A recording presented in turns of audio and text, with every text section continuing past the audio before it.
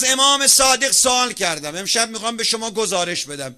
ابن رسول الله، جد شما امیرالمؤمنین فرمود اللهم اغفر لی الذنوب التي تحت کل اسم. شما که فرزند حیدر کرارید و امام ششم ما هستید، شما بفرمایید چه گناهانی پرده حیا را میدرد و انسان رو بی حیا میکند؟ آقا امام صادق فرمود 6-7 گناه آدم رو بی حیا میکنه.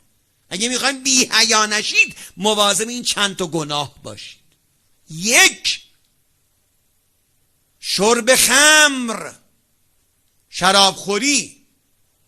2 قمار. 3 سرگرمی های بیهوده و بی ثمر. 4 ذکر عیوب مردم و غفلت از معایب خودمون. 5 من برای هر کدومش چند تا حدیث آوردم.